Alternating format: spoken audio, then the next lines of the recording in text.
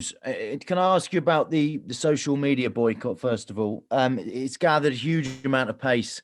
It's now spreading beyond just football. I wonder what you've made of the reaction to it.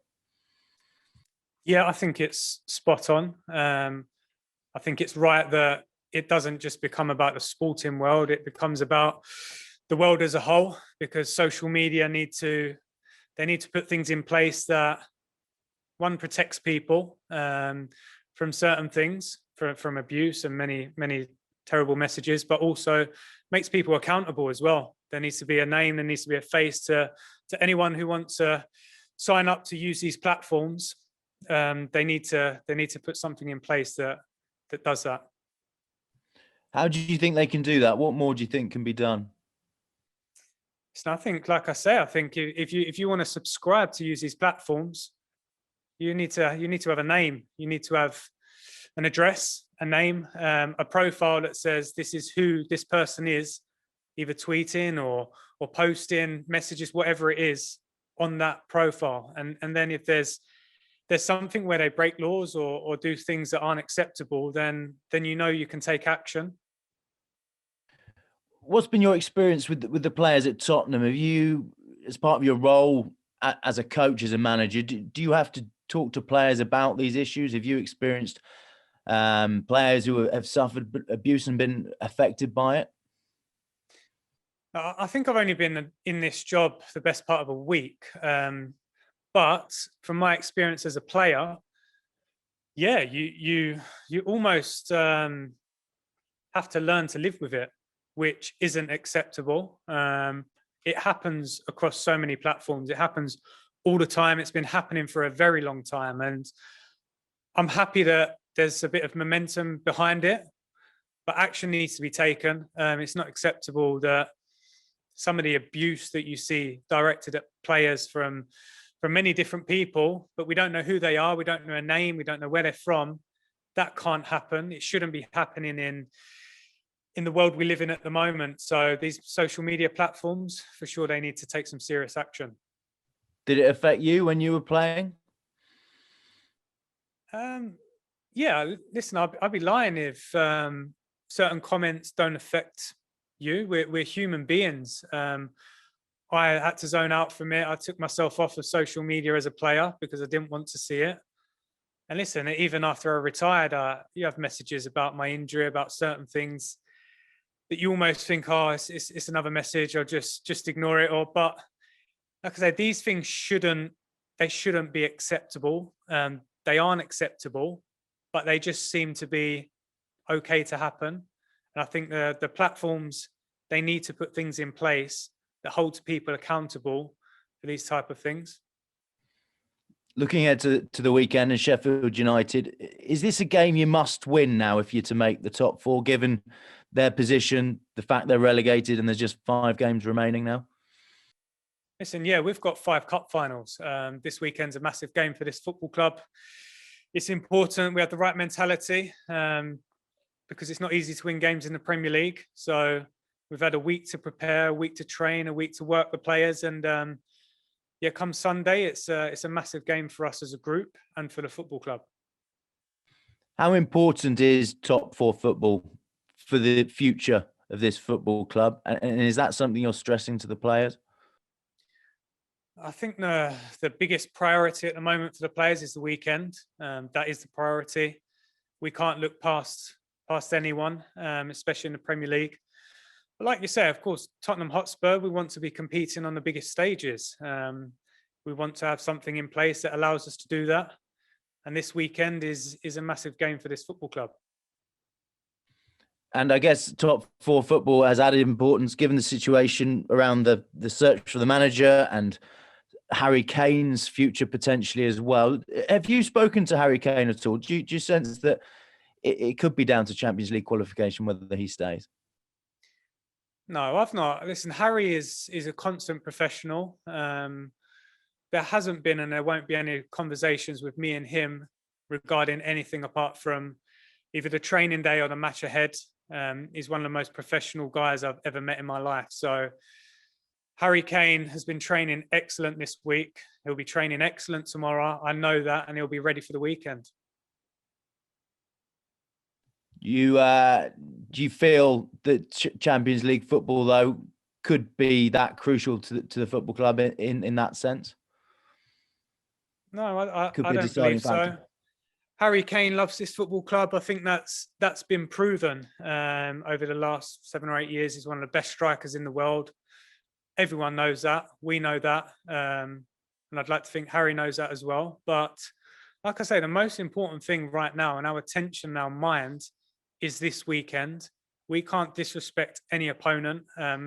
We can't be investing energy in anything else. And that's all I have to say on the matter. My attention and Harry's attention and the whole group and the whole football club is this Sunday. Thanks, Ryan. Good luck. Thank you. Thanks, James. Okay, we'll move on to George Cummings at BBC. George. Thanks, Simon. Hello, Ryan. Ryan, you mentioned them 5 finals, so that's 15 points up for grabs. So Champions League football, it can be done, can it? You've just got to hope results go your way. So it's still a possibility for Tottenham, isn't it? Mathematically, yes, it is possible. Listen, the Premier League's a difficult league.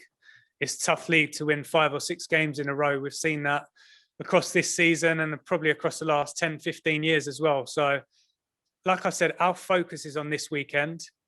It's a cup final for us. Every game is now.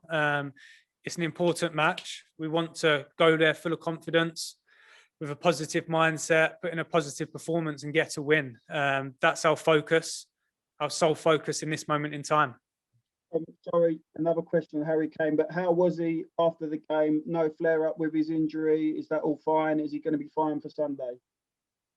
Yeah, Harry was fine in terms of his injury. He was disappointed like all of us. It hurts. It hurts all of us as players, as coaches, everyone associated with a football club. Last Sunday hurt. But like I said, Harry's a top professional. Unlike the whole group are, to be fair.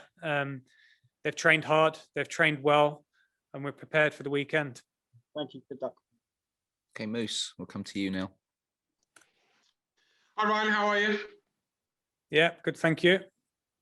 Just pick up on last Sunday. A lot of people maybe had a few critical words to say about the fact that you didn't actually really go for it. And to be fair, you might, if you had done, maybe you'd have been beaten by more, but maybe you might have won the game. How do you respond to that?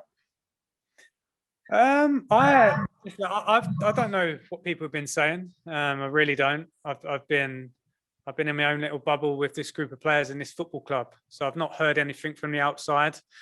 Listen, everyone's entitled to an opinion. From my point of view, the first half, yeah, it was difficult at times. We see that. We rode our luck a little bit, but I think if you watch the game and you analyse it, the second half, it was a different game. They didn't really create much. They scored from a set piece. Yes, I know we didn't have many shots on target, but the way we approached the game, the belief we had, we started to get a bit more control in the game, playing a different way as well. There was lots of positives to take from the second half, and we've had a week this week to really work on certain aspects of our game. And like I said, it's been a positive week for us after a disappointing result. For both you and Sheffield United, not the seasons you'd have wanted, below past seasons, you could say. Both have changed manager, which at the beginning of the season seemed massively unlikely. Is this down to the fact that it's been an unprecedented time? No fans, games so thick and fast. I mean, what do you put it down to that they're in a position they're in down and you're in a position you're in? Listen, it's football. It's football. It's a results business. Our season isn't over. So, listen, we can still make it a good season. We've got 5 massive games for this football club, and the group know that. We know that. So, our focus is on Sunday. We're not thinking, it's a disappointing season, because, like I say, this season isn't finished for this football club. And that needs to be the mentality for the group. It is the mentality for the group. So, we're going to go into the game Sunday, and we know and we realise that it's a big game. And finally, you said you haven't spoken to Harry about his future, but I mean, there's massive speculation, and wherever you look, whatever you listen to, whatever you read, it's there. Is it affecting the squad, and how do you make sure that the squad aren't affected by it? Listen, there's always speculation about the best players in the world. Harry Kane is one of, if not the best number 9 in the world. So that talk has been there for a number of years now. In terms of managing the group, no, we don't need to manage that. I've said it before, Harry Kane is one of the most professional guys I've ever seen or come across in my life. So that's the most important thing. The players, that's what they see. They see a leader in training every day that sets the tone, sets the example. And when you're one of the best players in the world and you're acting like that, you can only appreciate and applaud that kind of mentality. Okay, thanks, Moose. We'll go to Vicky Sparks. Vicky. Hi, Ryan. Good to see you. Hello. I'm just wondering whether you've had or feel you've had any chance to catch your breath, because the last couple of weeks must have been a complete whirlwind, or does it feel like you're still going at 100 miles an hour with all of this?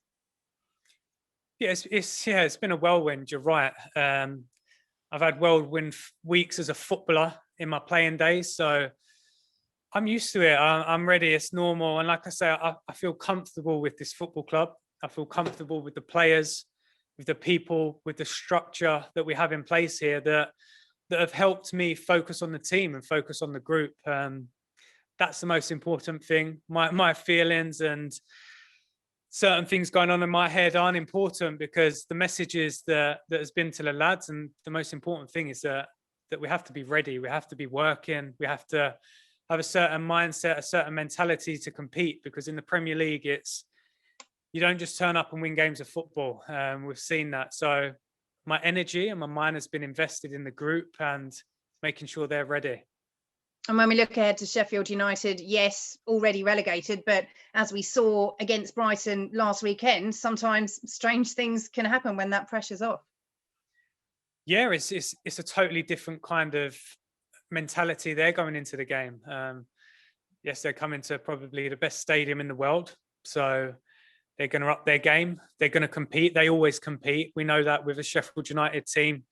I know their manager, Paul, as well. He'll get them competing. They'll be 100%. So listen, professional football at the elite level, there's no easy games. Our players know that. We have to be professional. We have to respect the opposition, and we have to be 100% committed to get a positive result. And just finally on Paul, it's been revealed this week he is on their 5-man shortlist for the job, in a similar position to yourself, interim until the end of the season. He's been quite coy about going back into that number 1 role potentially, but if that is on his mind, a huge amount for him to play for, as it were. Yeah, of course. I mean, he's representing a Premier League football club, so he's a proud man. He's a professional as well. So I'm sure he'll be doing everything he can to get his team ready. And likewise with me and the coaching staff here, we've done all we can this week, and we'll continue to do that to make sure the group are best prepared for the weekend. Thanks, Vicky. We'll go to Enda Cole. Enda. Hi Ryan, how's it going? I was just looking back at some of your results over the last couple of weeks. Newcastle United, Man United, Everton. These are all games that you went ahead and then didn't go on to win the game. Can you pinpoint anything that's been causing that, and what have you been working on to try and fix that going forward? No, I can't pinpoint anything, but one you're forgetting in there is Southampton last week when we went behind and we come back and won the game. So that's the kind of the mentality, that's the kind of feeling that I want the players to feel. They showed fantastic belief to win that game with the circumstances, with a disallowed goal as well. So listen, whatever happened before is irrelevant in my eyes in this moment. The most important thing is how we prepare the team and the mindset going into the game. Mm-hmm. And you mentioned Matt Doherty at the start of this press conference. I was just wondering, he played quite a bit of his career for Wolves as a right wing back as opposed to in a normal flat back 4. Have you considered moving him into a right wing position, changing the shape a little bit to get more out of him going forward? I think the most important thing for this football club is to prepare the team and what formation and what ideas we have for the team. It's not so much about an individual, because it's not an individual sport. It's a team sport, and that's the most important thing. But what I can tell you is Doc's top professional. He's trained hard the last week, and he's been excellent.